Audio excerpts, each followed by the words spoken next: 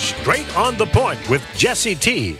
from some undisclosed location somewhere in the world.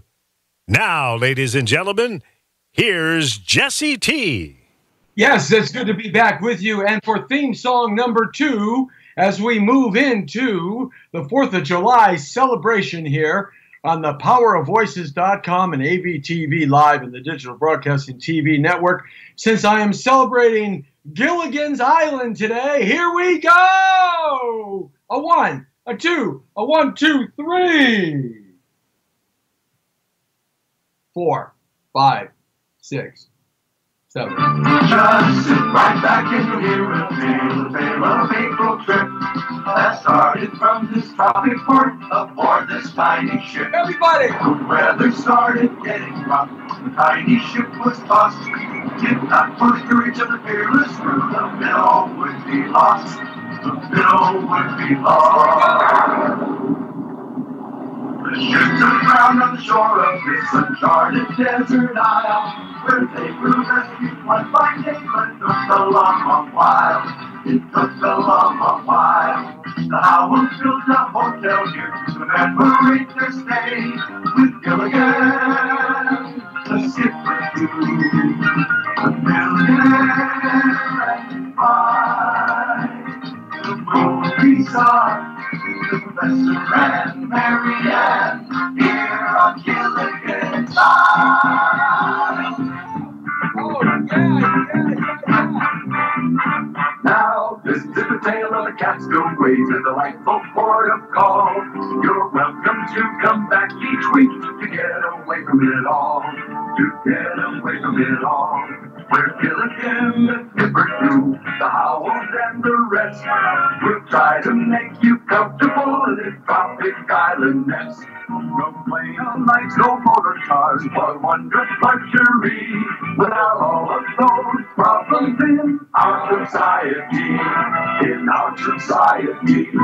So join us here each week, my friends. You're sure to get a smile by saying at the Castaway, here on Gilligan's Island. Yeah! Woo! What a way to introduce today's 4th of July pre-show. That's right, yes. I'm acting like Gilligan's. Let me tell you, I always had this fantasy about Marianne. I was a Marianne kid. Ginger was cool, you know, the movie star. But Marianne, oh man. Marianne, every time Marianne came on, I was like, oh my God, Marianne's on. I was straight to attention. When I mean straight to attention, I mean straight to attention. Yes, thank you very much. I was straight to attention with Marianne. Oh, I loved Marianne. With her little short kind of Levi pants on because she was a country girl and that white shirt she always wore. Woo, baby, Marianne. And, you know, I liked the skipper. Skipper was cool. The professor, I couldn't figure this guy out, man. He could, of course, everybody knows the joke. The professor could make a nuclear bomb out of coconuts, but he couldn't get them off to the island. You know, go figure that one out. He could make a nuclear bomb out of coconuts, but he couldn't get them off the island. So, you know, hey, saying hi to our Periscope people. Periscope, what's happening, guys? Instagram Live is checking in, Facebook.com/Jesse Terrero as we start the Jesse T Show. It's good to have you on here on this Monday in Southern California. And, of course, tomorrow's 4th of July. But, you know, I liked Thurston Howell III. Yeah, Thurston Howell III was really cool. But you know who I really liked more than all of them? Mrs. Howell. Okay, yeah, just keep your snickering to yourself. I liked Mrs. Howell.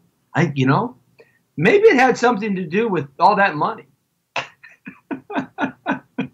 I don't know, but they had endless amounts of money. Endless amounts. And, you know, I always had this idea about Marianne and Mrs. Howell. Okay, I'm gonna leave it right there. That's it. I'm gonna get myself in too hot water. But I thought that would be a good way to start the show off because Lee Baby Michael says I'm wearing the Gilligan's hat today, and I didn't think about that just until the show started. He said, "You're wearing the Gilligan's hat today." So I thought, yeah, in appreciation of one of my favorite sitcoms of all time, Gilligan. I like Gilligan's Island. I liked I Dream of Jeannie. Oh my goodness. When I Dream of Jeannie came on, I forgot all about Marianne. That's it. Marianne was gone. Oh, man. I Dream of Jeannie was the best. And I also liked, I liked Batman, the campy Batman, you know, the Batman that everybody loves, Adam West, who just passed away. I loved Adam West and all the little innuendos and the little smarty alecky kind of things he said. Which ones do you like? Which ones do you like? Did you like Batman? Or did you like I Dream of Jeannie? Or did you like Gilligan's Island? Or which one did Bewitched was cool. Oh yeah, Bewitched. She tinkled her little nose back and forth. I loved Bewitched. She was so fine, so fine, so fine. Bewitched was very, very cool. Absolutely. Hey, Roger Gaddis, Independence Day. Saying hi to Roger Gaddis. Thanks a lot, Roger, for having us on Facebook.com/Jesse Terrero. Hey, let me give you a couple of pieces of information. We broadcast live every day here, Monday through Friday from 5 to 6. You never know what you're going to get from me, Jesse T. I just can't help it being me, Jesse T. And the Brown Beauty is on duty, on the air and everywhere for the community to the world right here, post PST time, Pacific Standard Time. Beautiful day in Southern California, hot. The beaches are looking good, as they used to say, Cheech and Chong. Hey, man, the beaches are looking good, I say. Right? The beaches are looking fine. Or if you were like a surfer, hey, dude, the beaches are looking good for sure. Right? If you were like a surfer dude, right? So, yeah, I had it lucky when I was a teenager because, you see, I'm Spanish, Italian with Native American. All right? That's what I am on my dad's side, right? Or Italian Spanish with Native American. Okay? And on my mother's side, I'm Scott and Irish, German and French. So I could be like a lowrider and go cruise Truman Street in the city of San Fernando with all the lowered Impalas and all the lower Buicks and all the lowered Impalas, Impressions, the Placidios. These were all the car clubs at the time.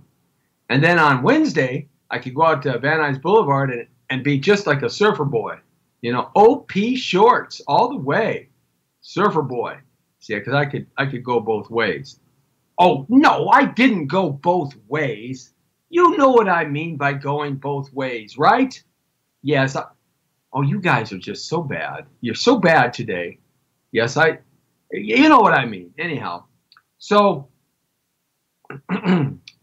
which kind of sitcoms did you like? Oh, yeah, I want to take care of some business here. You can check us out on Instagram Live every single day.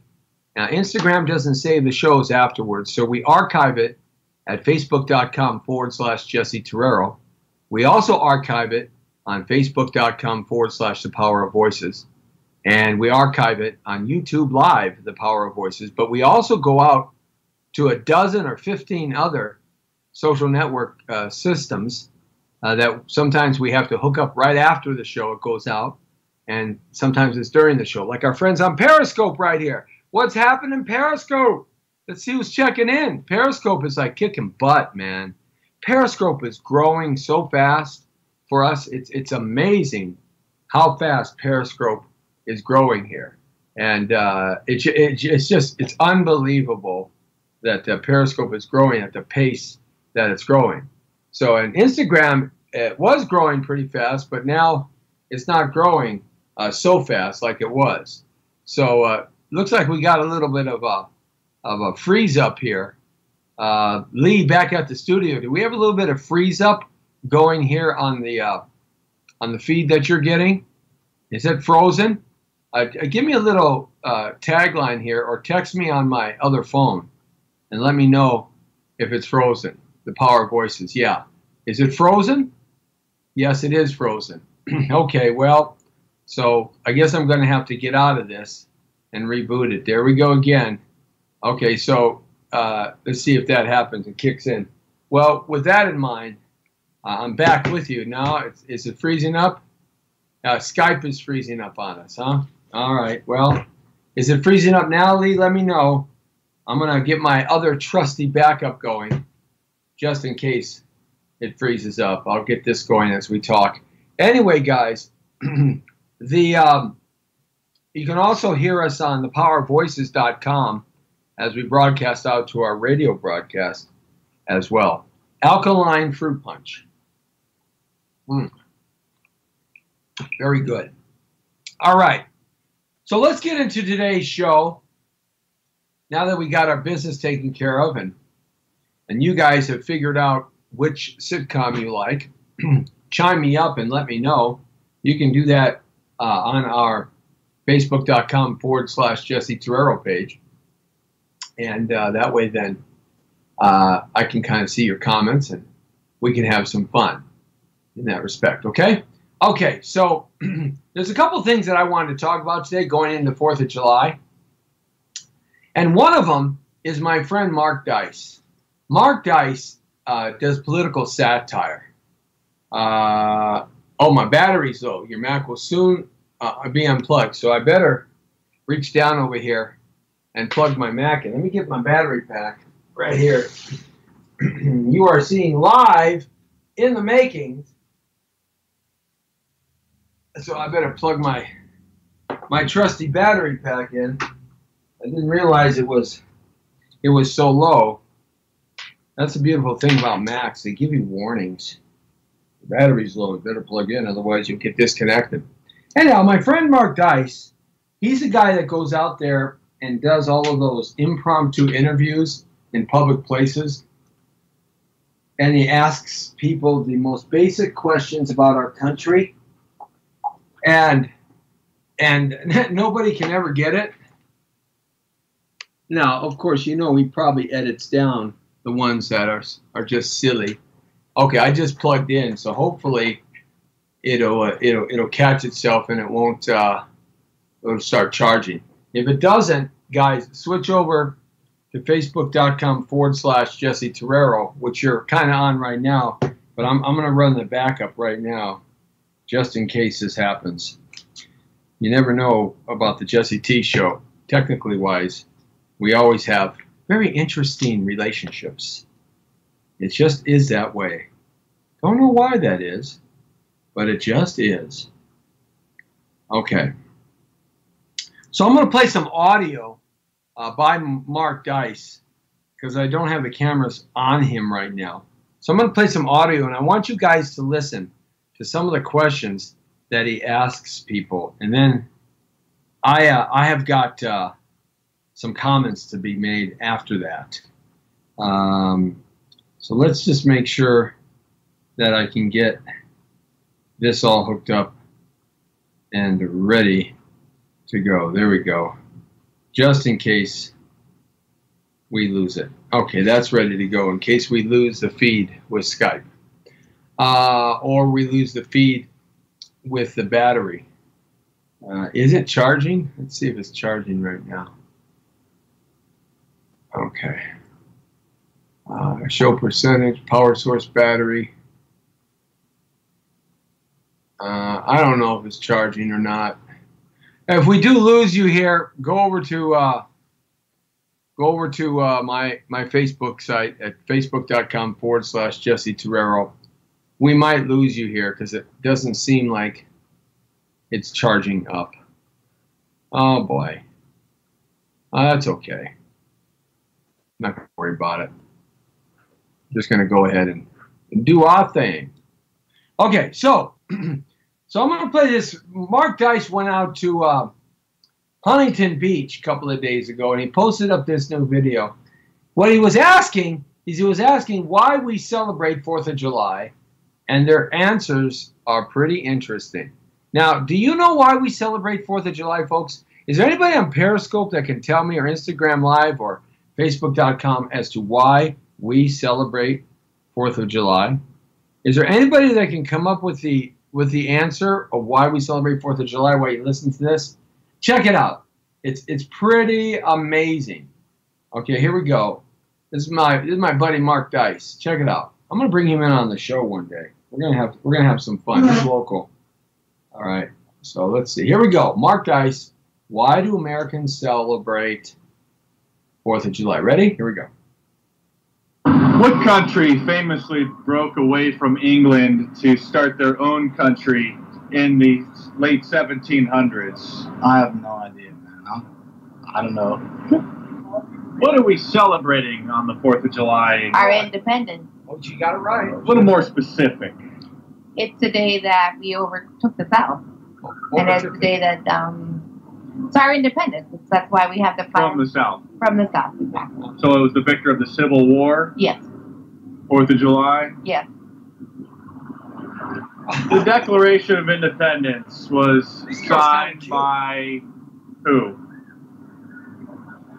I don't know. Just name one person. In the 30s, man. I'm telling you. Abraham Lincoln? Oh. I don't know. All right. Not? What year was that Declaration? Was it 1964? Oh. 84? 1984. 84, the I don't No. 1864? 1860. I don't know. This country, no wonder this country's in trouble. Yeah. What country did we This guy's declare our fun to independence watch. from? Listen to this guy. Help me, baby. No, just you. You're on your own. Watch his wife. Listen to his wife. California. Oh, from? We declared independence from a certain country, which is why we celebrate 4th of July. What country was that? You're going to be celebrating, though? Yes. But you don't know what you're celebrating. You're right. That's tonight's homework. Thank you. Back in the late 1700s, when Jesse Ventura and John Wilkes Booth and the other founding fathers Jesse the signed Body the Ventura Declaration of Independence, Predator. what year was that WWF. exactly? Sometime in the 1700s, I'm not sure. Okay. How many stars on this flag? 30-something? Well, what country did we declare independence from It's a classic. back in the 1770s? He got a T-shirt that says anything but cardio. You don't know? No, It's kind of the reason we celebrate the 4th of July. I have no idea. No idea, but you're still going to be celebrating. I'm still going to celebrate Well, you should have your Looks like she's celebration been celebrating revoked. a lot. because You're I not don't allowed know. to celebrate. Yeah, I'm banning you now from Okay. celebrating. Well, I'm terrible. Well, what are we celebrating on the 4th of July This is a exactly? mother. Independence Day? Specifically, Our... I don't know. I'm so bad at this. Say You don't know? Independence Day. Say when we won our independence. from What's your kids Those gonna countries. learn, man? Can you imagine? You have this on camera too? name one of the founding fathers of America. I know what I did it. You don't know? She just walked away. What year did we You gotta be declare about 45 independence years old. from Britain? 1773? I don't know. I have no idea. Getting people's thoughts on what country we broke away from when we declared independence back in 1770. He just walks away in front of his kids, No. man. America celebrates the 4th of July. Guys from Independence Day, when you got rid of Mother England, right? Yeah, we got foreigners that know why we. Well, The foreigners everybody, know why we celebrate it more than Americans. everybody loves to get rid of their, the colonizers, so it's always That's good. incredible. It's always good. Thanks for knowing that. That's incredible, man. Have a good vacation. Yeah. Thanks for watching. It took a foreigner from Italy to finally get the right answer. Independence Day, 4th of July, the celebration of when we broke away from England and expressed our independence. I mean, really? People just don't get it. And you know, it's amazing. It's funny and everything, but it's kind of scary, don't you think? Especially these young mothers that have no clue of basic American history. No wonder. Hey, look, it's really, really pathetic when you think about it. Really, the satire is thick and juicy and ripe with the idea that Americans don't know a darn thing about anything. Nothing. And here's the real sadness, guys, is Americans don't want to know. They don't find any interest in it, because if they did, they would know already. These are adults. It was a woman there was like 45, 48 years old. She had to walk away. See, that's the sad part about it. It's really sad. The young mothers that won't even be able to teach their children the honor and respect of all the men and women that fought and shed their blood for our country to break away from England. We are the only nation ever to do that in the history of the English Empire. Is that amazing? See, this is why it's so easy, people, for the American public, and that's you. Hopefully not you, because you're listening to this show and you're a little bit smarter. This is why it is so easy to control people in this country by the major corporations and the corrupt government. The Obama administration was so corrupted, it stenches like a dump. All the corruption that's coming out now, it's unbelievable. So were the Bushies and the Clintons, so corrupt. Trump, we'll see what happens here. They haven't been able to find a darn thing yet. Nothing is stuck. He hasn't done anything wrong. You may not like what he is and like what he's doing, but it doesn't mean he's done anything wrong. It just blows my mind. The fake lying news media just blows my mind. You know what I think I'm gonna start doing that my way. I'm gonna twist it around a little bit. Figure out, and I got an interesting way to do that. That's my friend Mark Dice, and you can catch him on YouTube /Mark Dice. He's fantastic at this stuff. That's his thing.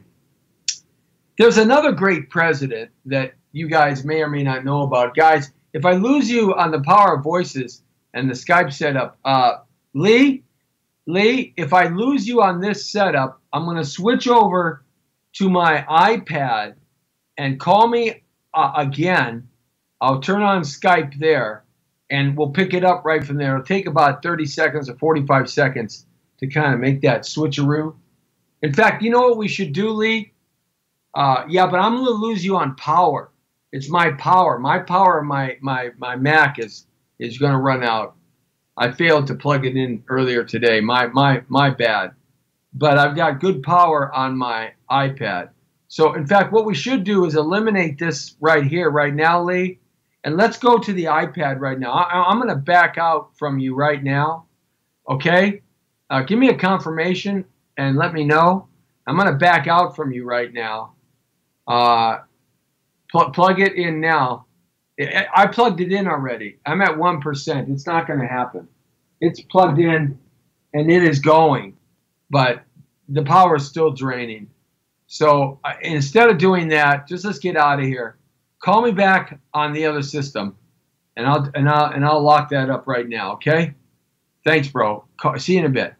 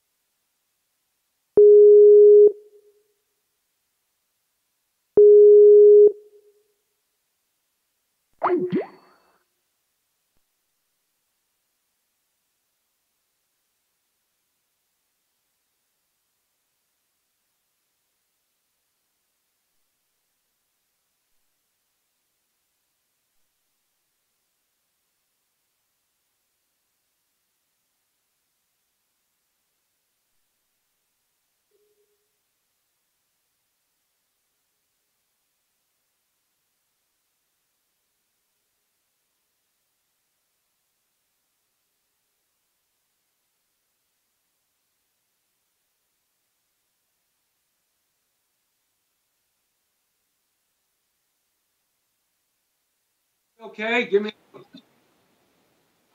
Are we okay?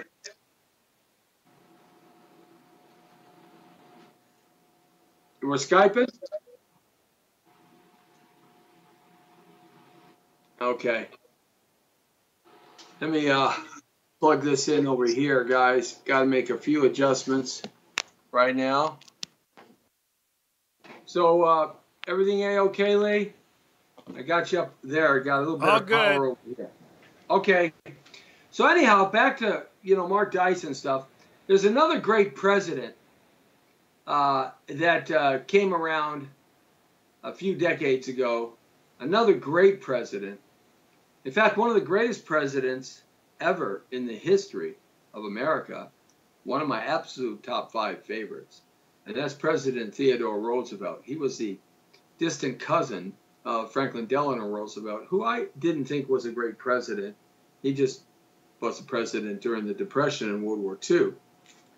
Hey, saying hi to somebody, Momo19851 on Periscope. Also saying hi to Hampton Mike Lewis, who joined us on Instagram. Thanks a lot. So Teddy Roosevelt, there's some interesting things in correlation to President Trump and Teddy Roosevelt. You got to study our history, folks, to understand how great this country is and kind of what's happening today. This is something that I thought was really kind of where our country's headed in a lot of ways, and it's scary about Teddy Roosevelt. But I'll tell you about this, and I think there's a lot of significance here because we have just gotten way too violent in our rhetoric about things, and I'm starting to preach on that a lot. So when a bullet tore into Teddy Roosevelt's chest during a campaign stop in Milwaukee in 1912, a crowd ganged up on the would-be assassin after Teddy Roosevelt's stenographer, a former football player, tackled him to the ground. "Lynch him! Kill him!" the crowd shouted. A wounded Roosevelt raised his hand to restore order. Roosevelt was well acquainted with the passions that ripen the political environment for assassination. Now listen to this portion. This is really important to understand.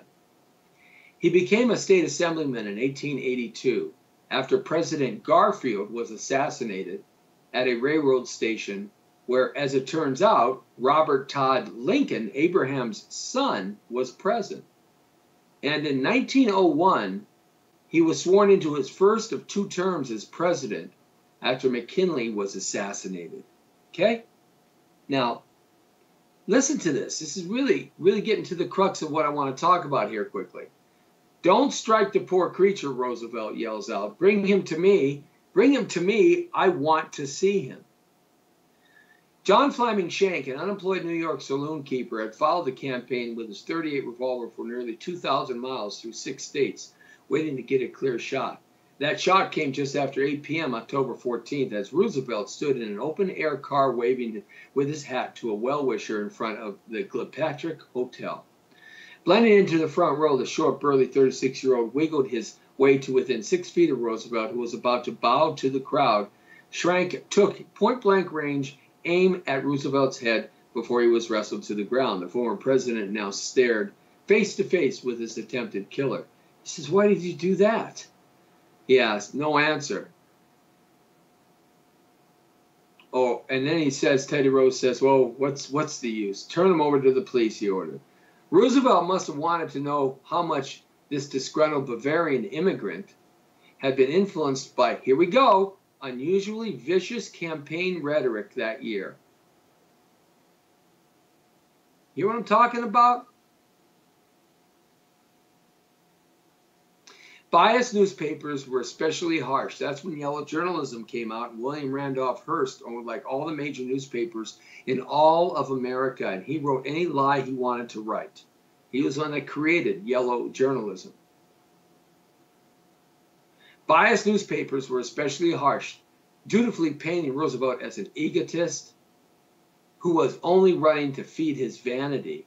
Eugene Debs of India, Socialist Party nominee, criticized him as a charlatan, a mountebank trickster, and fraud, and ridiculed his campaign promises as the mouthings of a low and utterly unprincipled self-seeker and demagogue.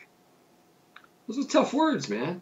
Roosevelt's physician, feared for his life, directed the driver to take Roosevelt to the hospital. Roosevelt said, "Get me to that speech," he said firmly. "This may be my last time to talk, and while I'm good, I'm going to drive to the hall to deliver my speech." When Roosevelt was set at the podium in Milwaukee Auditorium across the street, the crowd was obviously knew what happened. "Friends," he said, "I shall ask you to be as quiet as possible. I don't know whether you fully understand that I've just been shot." The audience hushed. Roosevelt began to read out 50 pages of blood-stained notes, which had a bullet through them right there, and his glasses, which were shattered because the glasses and the paper kind of dislodged a .38 caliber bullet and moved it a little bit just to the right of his heart. It would have hit him if that wasn't there. Before ending his speech, Roosevelt spoke off the cuff for a few minutes. Uncertain whether this would be his last talk, he made 4 major points worth passing on to Trump's enemies today. Okay? This is Roosevelt in 1912. 4 major points he made. This is history, guys. This isn't making it up. This is history. People who today seem committed to nurturing a most lethal strain of toxic hyperbole. Okay? The media, these protesters yelling expletives, burning effigies, being just absolutely disgusting, disgusting, disgusting behavioral habits. Horrible.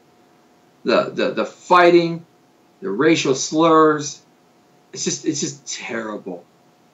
How dare you Americans act like this? Aren't you the actors calling for him to be assassinated and killed? Are you people, you have no soul? I mean, really? Yeah, that's true.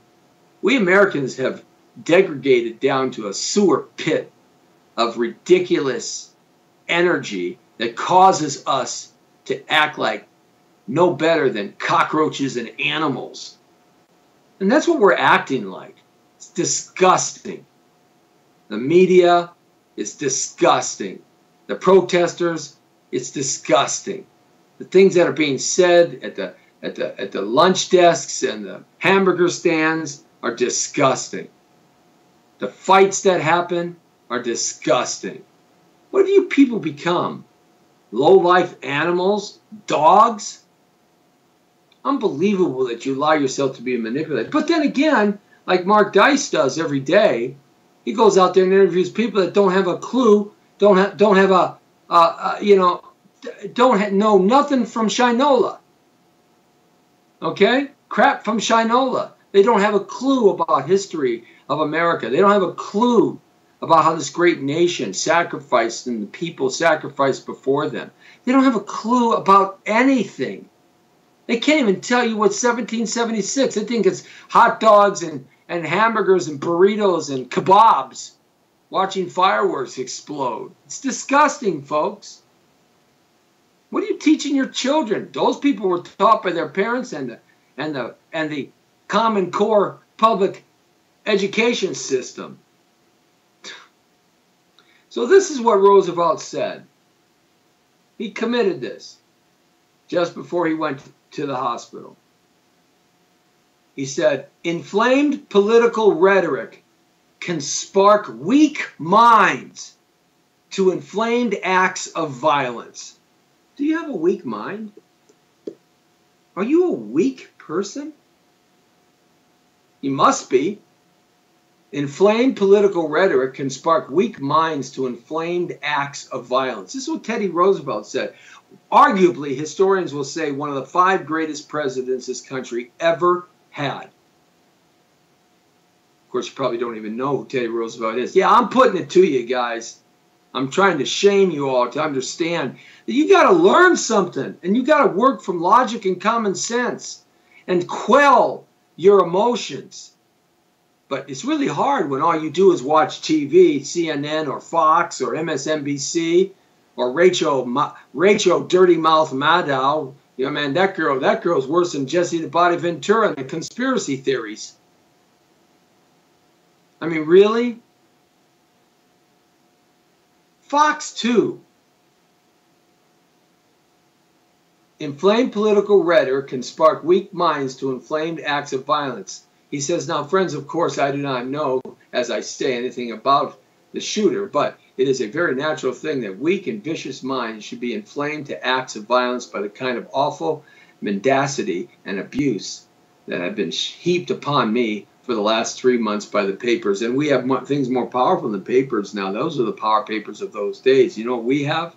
We have smartphones, internet, visual, audio, music, words. They're going to have smell of smartphones pretty soon. You're going to be able to fart in your smartphone and clear an auditorium. I swear to gosh. God. Point 2, people engage in prolonged attacks of slander, even against political enemies, should be disowned and repudiated. Really? This Comey, this Mueller, there's so much corruption there. They should recuse themselves. They're best buddies. Unbelievable stuff. So many lies and deceit. People engage in prolonged attacks of slander, even against political enemies, should be disavowed and repudiated. Absolutely right. If you got nothing nice to say about somebody, don't say nothing at all. But, you know. Friends, he says, this is a quote, I will disown, and repudiate any man of my party who attacks with such foul slander and abuse any opponents of any other party. And now I wish to say seriously to all the daily newspapers, that was the internet of the time, to the Republicans and the Democrats and the socialist parties, because there were socialists, major parties at that time, that they cannot mouth in, mouth out, and year in and year out make the kind of untruthful, of bitter assault that they have made, and not expect that brutal, violent natures or brutal and violent characters, especially when the brutality is accompanied by a not very strong mind. They cannot expect that such natures will be unaffected by it. I'm going to add one more thing. The very stupid and dumb mind of American people today, where they have no logic and common sense and can't think anything through, but their racing heart and the vomit that comes out of their mouth. Oh, I get attacked all the time because I'm a Trumpster. I personally think he's going to be one of the 5, 6, 7, 10, 15 best presidents this country's ever seen. He's done some remarkable things already, but nobody reports that. No. He hasn't done anything wrong. He hasn't broke any laws. No one can prove anything. And they got these committees that are spending hundreds of millions of dollars investigating him right from the candidacy point when he was running up till now. They found absolutely nothing. What they found is they turned their shoulders and are starting to look at the Democratic Party now. That's what they're finding. And the backfire campaign is happening right now. The witch hunt is kind of turned. Democrats, hoy. Pitting the haves against the have-nots stirs up violence. You know, that's absolutely right. And this is what Teddy Roosevelt said in 1912. God, this guy was something else. Friends, he says, every good citizen ought to do everything in his power or her power to prevent the coming of the day when we shall see in this country 2 recognized creeds fighting one another. When we shall see the creed of the have-nots arraigned against the creed of the haves. When that day comes, then such incidents as this tonight that happened to me will be commonplace in our history. This is what this rhetoric is leading to be. And if you are a person that you want to see Trump killed and assassinated and die in front of you on TV, if you want to see that, you're a sick rat bastard. That's what you are. You're sick and disgusting. And you bother me. You know, he's a father. He's a grandfather. How would you do that? How would you like somebody to have that, have all the media in the world do that to you and your family? Let he who has not sinned cast the first stone. Well, the Democrats are finding that they can't do that because it's turned tail and looking at them now. See, we've become an ego, selfish, me, myself, and I society where the only thing that matters is what you get right now at this second. That's all that matters. And it doesn't matter how you get it. It's just you get it. I'm sitting at a red light here today to make a left-hand turn. And these stupid, idiot, moronic pieces of low-life crap pull up beside me, not in a turning lane. Look left, look right, look left, look right, look left, look right. They run the red light and make a left-hand turn. I looked at him. I looked at him and said, no, suicide's not an option, idiot. You're an idiot over on Periscope if you say it's suicide an option. You're an idiot. You beseech that on anybody. You ever had anybody commit suicide in your family, brother? I have. You ever had anybody take a .45 and shoot the top of the freaking head off and you had to go in and clean the brain matter and skull off the walls and the stench in the carpet? I have. You have anybody ever cry for the last hope of help on the phone and hear a gunshot wound on the other, a gunshot on the other end of the phone? I have. Is suicide an option? That's not funny, man. It's not funny at all. You on Periscope who said that. Don't bother me anymore. Get off my Periscope. I'll meet you anywhere, you scumbag. How would you want to option out suicide at all? How would you want to do that? I'm not kidding. You're an idiot. I'm done with you. After the show, I'm blocking you. You never want anybody in your family or anybody to commit suicide. See, that's the kind of stuff that this system of media, that this system of this political environment we're in this politically correct sissy system that we're in. I might even report your ass to the FBI, brother. You want Trump to commit suicide. And believe me, I've been fighting human trafficking for 10 years. 10 years. I'm the coalition director against human trafficking here in Los Angeles. My name is Jesse Terrero. Look me up. I know FBI, DEA, INS, Vice, all over this country. IRS police. Look me up. You keep posting that stuff. All I got to do is make one phone call.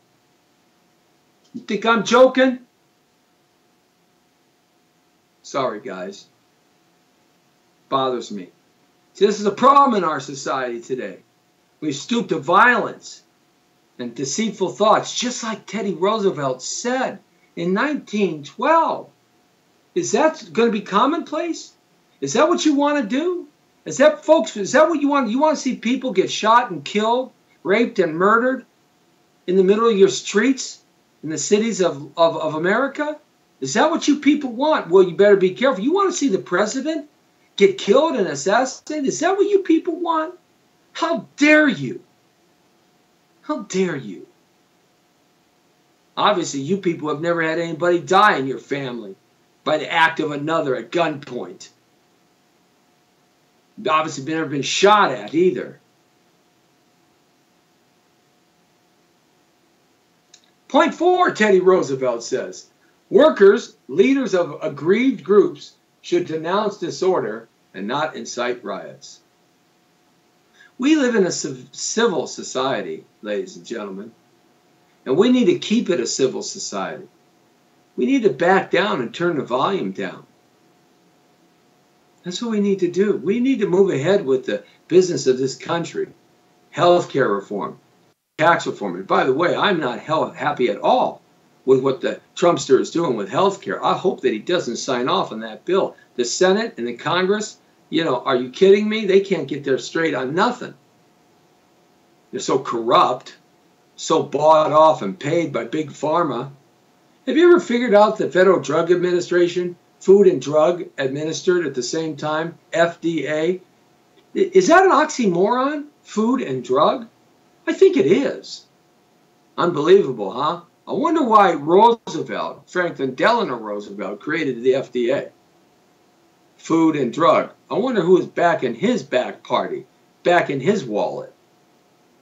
Workers, leaders of aggrieved groups should denounce disorder and not incite riots. Teddy Roosevelt, one of the greatest presidents this country's ever seen.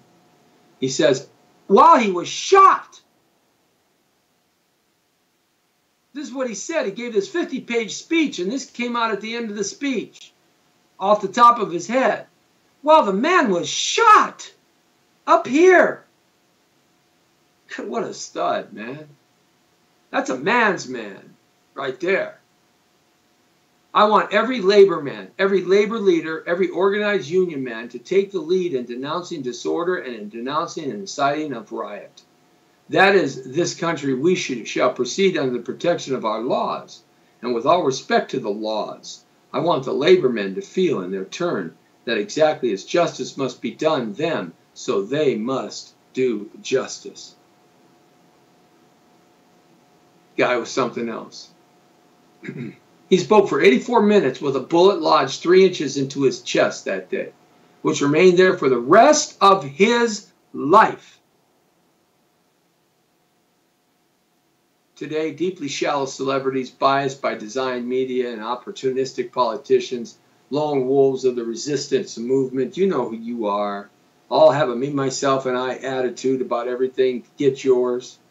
Have stoked the fires of Trump hatred for 6 months, actually longer, saturating public airwaves in some of the most inflammatory language I've ever heard in the American media scene in my whole 45 years of being in the media. Power has transferred. Trump is American duly elected president. Get off it, man. You guys lost. Somebody win. Move on. Let's do the business of the country. We got North Korea to deal with and Iran to deal with. We got jobs fleeing this country to deal with. We got inflation that's going to start coming. We got the Federal Reserve to deal with. We have welfare recipients, 100 million to deal with. We have our falling apart infrastructure to deal with. We have health care. We have tax reform to deal with. We have our military to build up. We have to protect our friends around the world. We have to collect the debts from NATO.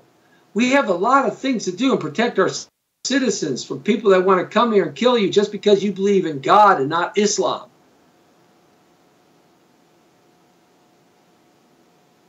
There's a lot more important things to do than deal with him and this little petty crap. You guys are just looking for a witch hunt. Anybody? It's over with. Move on. He's so people think he's the embodiment of. Look at. Power has transferred. Trump is America's duly elected president. He's Trump. That's who he is. But he's also the embodiment of a venerated American institution, the presidency. Opposes politics, fine.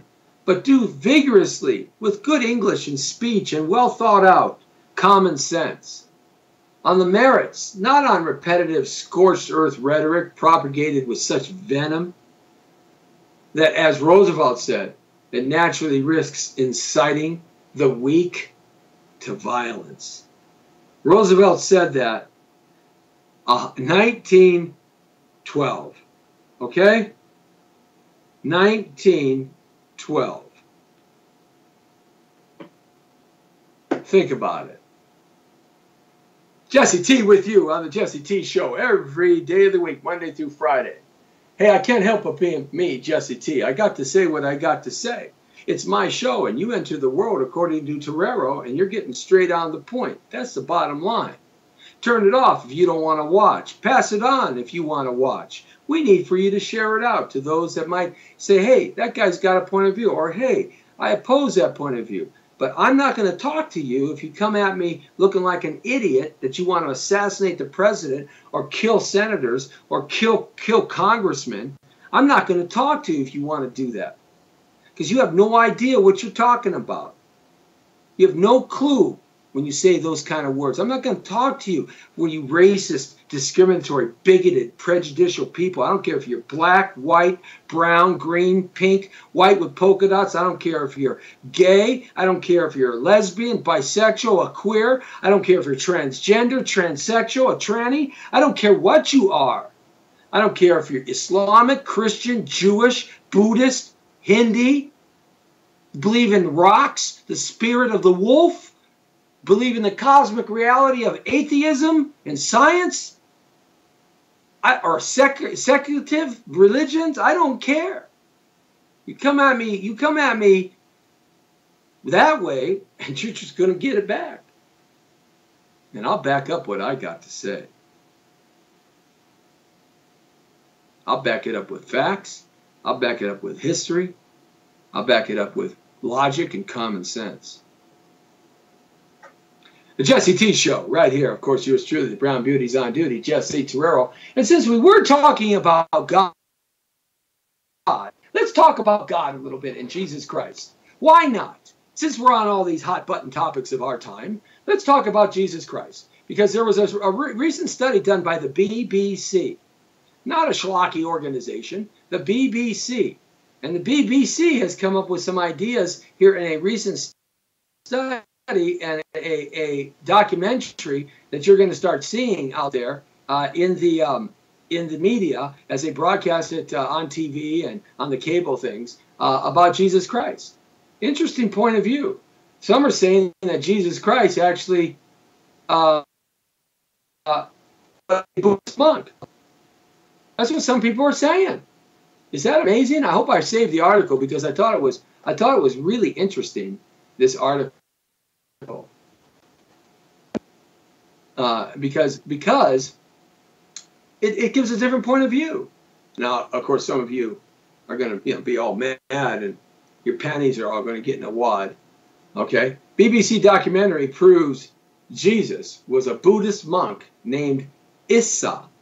I'm going to blow through this pretty quick because we're running out of time. The life story of Jesus, I'm going to read this to you, okay? Real quick. The life story, it's really compelling. And as we celebrate 4th of July and we celebrate this great country and Christianity and our flag, and we celebrate all the other religious freedoms out there, think about this. The life story of Jesus, one of the most famous of the people ever said to have lived, does have many gaping holes. Between the ages of 13 and 29, there's no biblical record of the whereabouts of Jesus. Where's Jesus? Like, where's Waldo? Where's Jesus in Palestine? However, according to a documentary by the BBC, Jesus was in fact a Buddhist monk and was not crucified. A Russian doctor by the name of Nicholas Novich was traveling through India, Tibet, and Afghanistan during the 19th century, and it was said that he spent time at a monastery in Tibet with the name of the Tibetan Buddhist monastery, which was in Hemis, in Leh, in India. He is said to have translated a document that tells the story of Jesus, a.k.a. Issa, which means son of God. The story said that he had been born during the 1st century into a family who was poor in Israel. The tutors in the monastery called him the Son of God from age 13 to 29. It was said that Novich went on to translate 200 of the 224 verses that were in the document. A Lama explained to Novich the scope along with the level of enlightenment in which Jesus had managed to achieve during his time at the monastery, and this was said to be an extreme level. The Lama said that Jesus was Dalai Lama, right? Okay. The Dalai Lama of the time, or the Lama, said that Jesus was not the animal llamas. Come on. Can you imagine talking to a llama? Wonder what a llama with a long neck would sound like. Hey, how you doing? Or the long neck. A long neck llama. I knew a couple of long neck girls at one time. Anyway, the Lama said that Jesus was a great prophet and had been the first following 22 Buddhas. He went on to say he was greater than all the other Dalai Lamas that preceded him, as he constituted the spirituality of the Lord. 3 wise men could have been Buddhists looking for the reincarnation of Lama. The finding and translation of documents at the monastery do happen to be in line with what has become known as the lost years of Jesus. Following the death of a holy man or the great Buddhist, the wise men were said to have consulted the stars and then taken off on a long journey with the hope of finding the baby who they believed was the reincarnation of the Lama. Yeah, they consult the stars. That's how they got around the world at the time. By star mapping, that's how the sailors did it. And that's how people on land did it. The North Star, that's how they did it. They use the stars. Once that child reaches an age when he can be taken from his parents, he's taken and then educated in the faith of Buddhism. See, Buddhist was way before Jesus. Zoroastrianism was way before Jesus too. That's next to Buddhist. That's actually what Persia's original religion was. Many experts are in agreement that this was the foundation of the origin of the story about the 3 wise men who are not wise guys. They weren't wise guys. What are you doing? We're out here in the desert. We just a bunch of wise guys. You think I'm funny? You think what, do I look funny to you? Right? No. This is the belief that Jesus went to India with the wise men when he was 13 and brought up as a Buddhist. One of the senior Lama members of the monastery told a news agency that Jesus visited India and studied Buddhism, and he took inspiration from the wisdom and laws of Buddha. The verses have been documented by many people since, including Nicholas Rocek, who had, in 1952, recorded the accounts of the time Jesus spent at the monastery. Now, Jesus was excommunicated and fled to the Himalayas. It was also said that Jesus had spent some of his time teaching in the mainly holy cities, including Jagannath, Ragathria, and Benares, and this led to the Brahmins excommunicating him, and Jesus then had to flee and went to the Himalayas to continue the study of Buddhism. The German scholar Holger Kurtzen wrote about Jesus' early years and said that Jesus had settled in Sinda among the Aryans, and he wanted to perfect himself. Now, the documentary done by the BBC entitled Jesus Was a Buddhist Monk, and it looks at the theory that Jesus was not crucified, and when he was in his 30s, he went back to the place he loved. The documentary said that Jesus escaped death and went to stay in Afghanistan with Jewish settlers. Local people were said to have confirmed the fact that Jesus had spent many years in Kashmir Valley. You know, that's where we're at fighting? Yeah. Things all dots fit together, don't they? And it remained there until he passed away at the age of 80 years old. If Jesus did spend 16 years when he was a youth in the region, along with the last 45 years of his life, he would have spent around 61 years total in India, Tibet, and regions close by. Now, there are locals who believe that Jesus was in fact laid to rest at the Roja Bal Shrine in Srinagar in Kashmir. So is that interesting or what? I kind of tend to look at that with some seriousness. And I'll tell you why. The reason why is because when you study Buddha, there was a great writer, a mythologist, his name was Joseph Campbell. He's passed away about 20 years now. I got like 20 books. The guy he was a prodigious writer. He wrote hundreds and hundreds of books. He was the world's best renowned scholar on the 5 major religions and their mythology and folklore built around them and how they became religions of our planet and people. And Joseph Campbell often said, he talked about Buddha, the Hindi, Christianity, the Jewish religion, or Jehovah, or Jewish religion, Judaism that is, and Islam. And in his study of these religions, fascinating guy, he said that mythology creates, over time, folklore, which creates an ideology, which leads to an understanding of a concept that really isn't necessarily what the concept was really created to portray. And we're talking over hundreds and hundreds and thousands of years. The guy was fascinating. It's fascinating. I love Joseph Campbell. I tend to believe more what he had to say about religion. And I'll tell you why. Because religion isn't what we know it to be. And the reason is because mankind has touched it. And when man touches anything, he perversely changes it to something that wasn't what it was, because he changes it for his own good. The me, myself, and I society kick in. And that's what happens to religion over thousands and thousands of years. To the point where you get people like these religious leaders of these big giant churches, right? You get these people that run these mega churches, and you say to them, man, I just don't know if that's the way to go, because they seem to be twisting everything all around. So you've got to look at religion in a way in which the presentation of it was back in the day. I'm going to play you something. I love this guy, but I really don't like what he had to say here. Jesse Duplantis and this other guy, Duplantis, and then we're going to call it into the show as the show ends here. But check out what Duplantis said about jets. Evangelists weaned multi-million-dollar private jets because Americans on regular flights are drug-addicted demons. Can you believe that they said this? This is huge organized religion people. Okay, ready? I'm going to play this. Here we go. Got in the plane that God so graciously gave us. We're flying home. As I was going home, the Lord, real quickly, he said, Jesse, do you like your plane? Now, you know, I thought that's an odd statement. I said, well, certainly, Lord. He said, do you really like it? And I thought, well, yes, Lord. Then he said this, so that's it? I didn't know how to handle it, and I went, what? He said, you're going to let your faith stagnate? And when he said that, that shocked me. I went, whoa, wait. I literally unbuckled my seatbelt in my plane. I stood up. My pilots looked at me and said, do you need something? I said, no, I'm talking to God right now. And he went back to flying. You couldn't have done that on an airliner.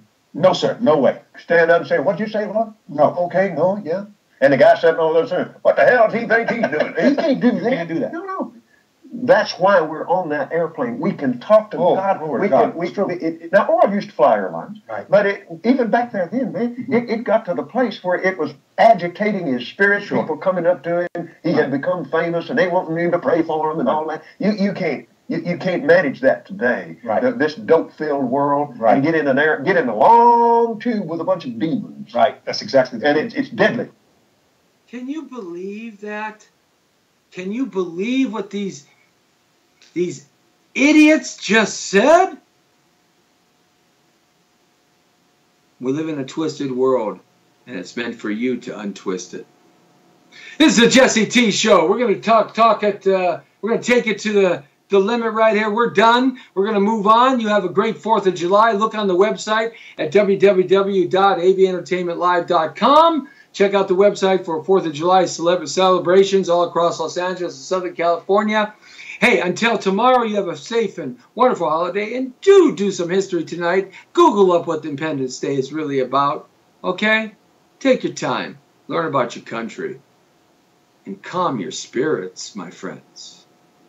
You've entered the world according to Torero. Now you're straight on the point. This is Jesse T. On the air and everywhere from the community to the world. The Brown Beauty is off duty. See ya!